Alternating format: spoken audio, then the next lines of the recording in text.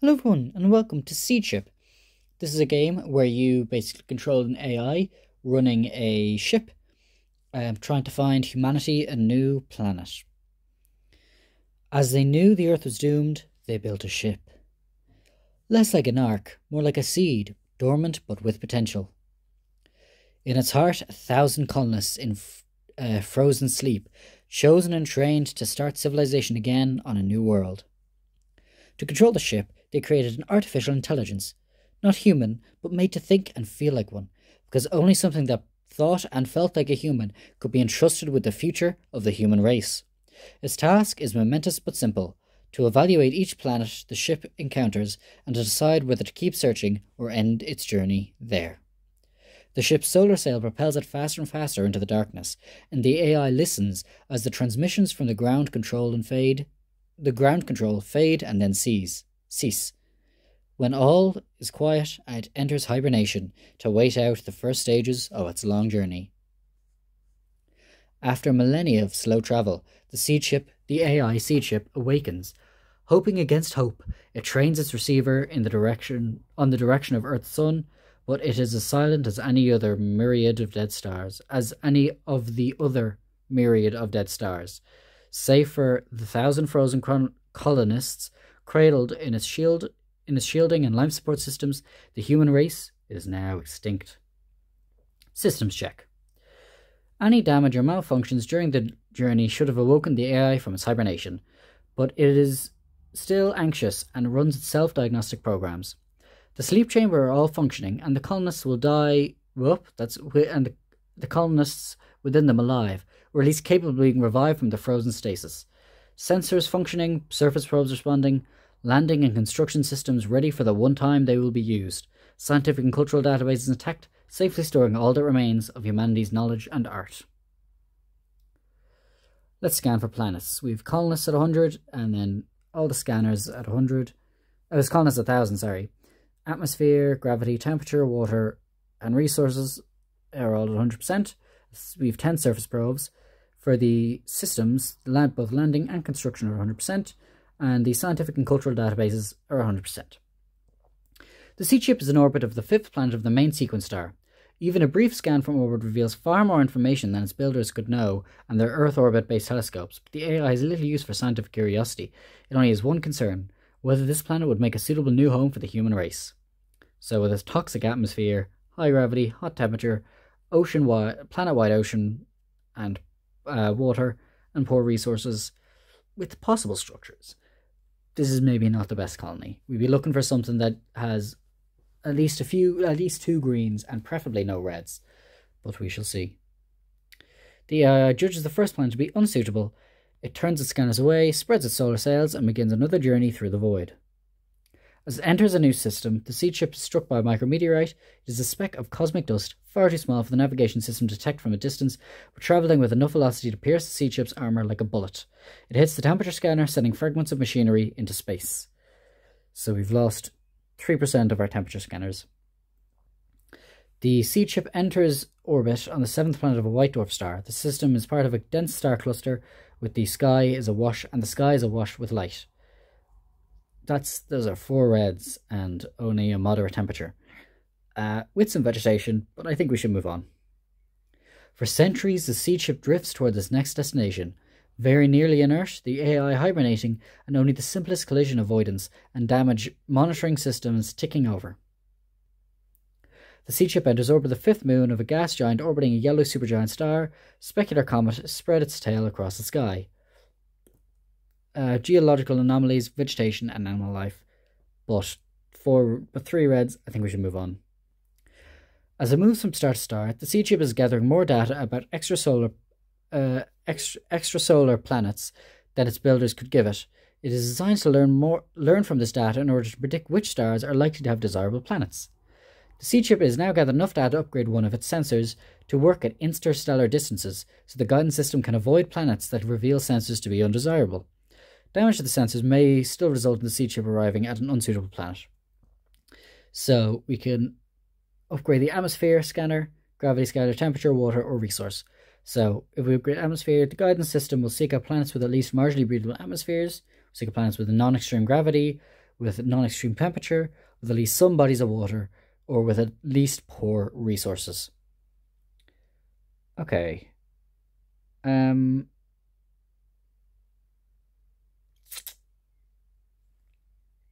Let's go for the resources. As a Seedship enters a new system's outer cometary cloud, the collision avoidance system detects a fast-moving comet surrounded by a cloud of smaller ice fragments. The large comet is on its collision course with the resource scanner. Seedship could avoid it entirely, but it would then hit one of the smaller fragments. Collision avoidance cannot predict which part of the ship would hit, so we could either allow it to hit the resource scanner, we just repair it, or avoid the comet. I think we'll avoid it and hope it doesn't do too much damage to us. Seedship changes course but ice fragment tears through 86 of the sleep chambers. Over the fourth moon, the gas giant orbiting red dwarf star. The star is part of a binary pair and is ultra cool dwarf companion shines as a distant second sun. Yeah, that does not look like a good planet. And there's a new system. Seedship is struck by micrometeorite, hits the resource scanner, sending fragments of machinery glittering into space. Seedship enters orbit the ninth moon of a gas giant orbiting an ultra cool dwarf star. Small black hole orbits the star, pulling in a thin stream of stardust from the surface, which spells into nothing.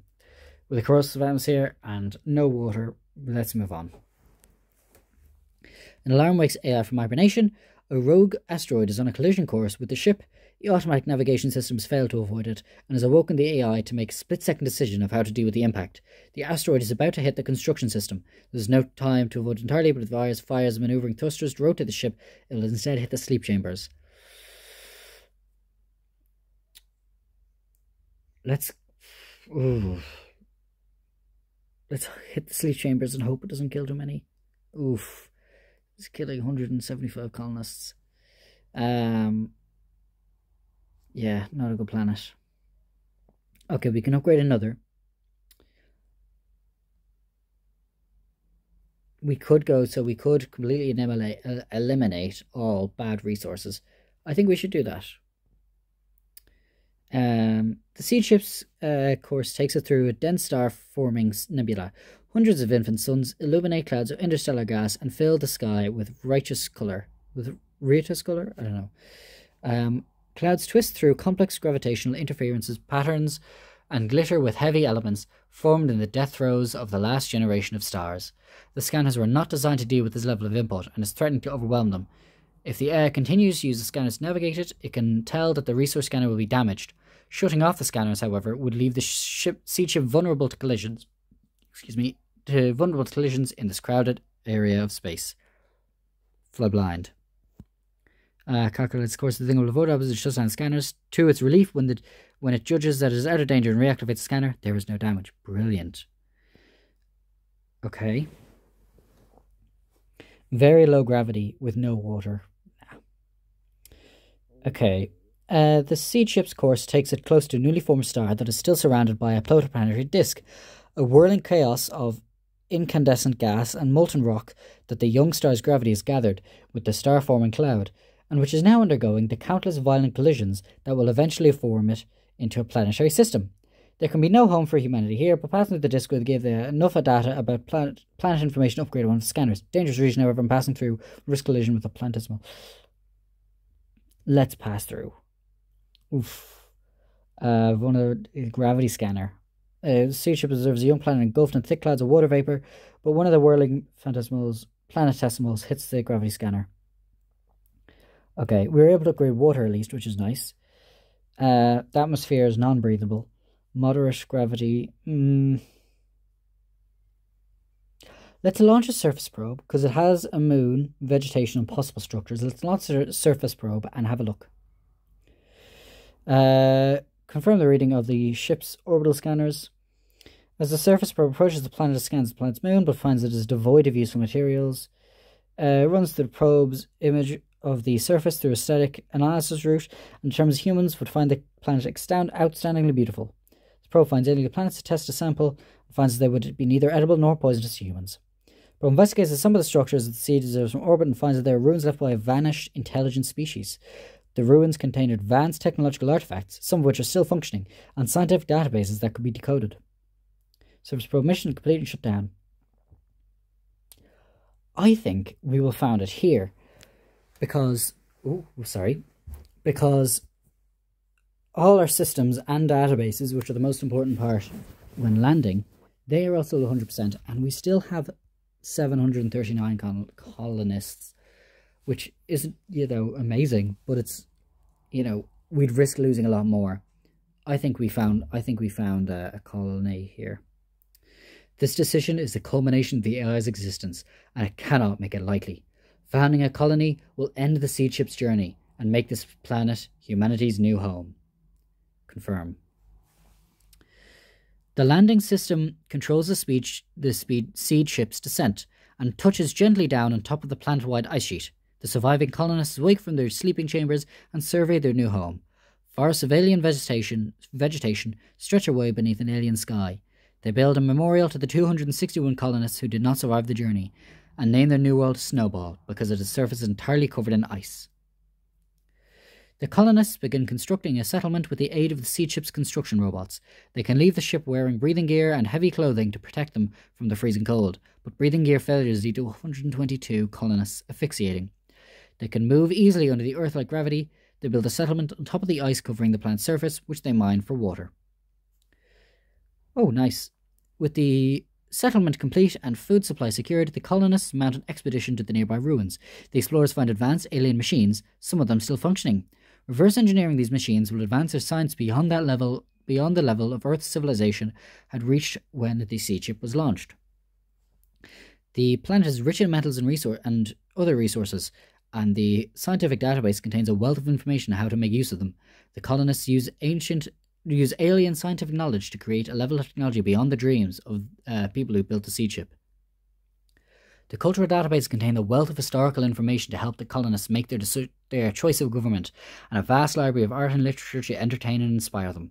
The losses sustained by the colonists make building a new society more difficult, and its outstanding beauty makes the life more pleasant, helping the colonists build a better society. Surviving cultural databases are preserved in digital files to which all colonists have access. Colonists lay the foundation to democracy in which all citizens are educated and engaged. Planets visit 8. Planet atmosphere 500. Yeah. Planet gravity 500. The planet temperature 250. Planet water 250. Planet resources 500. Survivors after landing 739. Survivors after settlement construction 617. Final technology level with post-singularity 3000. Final culture engaged democracy 2000. Surviving scientific database is 1160, with surviving cultural databases at 1000, with a total score of 10,016. I think that's pretty good. I tried this before and I got, I think it was 9,439, which is a good score, but this has actually got a good bit better. 10,016 is the final score. That's pretty good. I'm very happy with that. So this game, like I said, is available on itch.io. I will leave a link to it in the description. But I want to thank you all very much for watching, and see you later. Bye!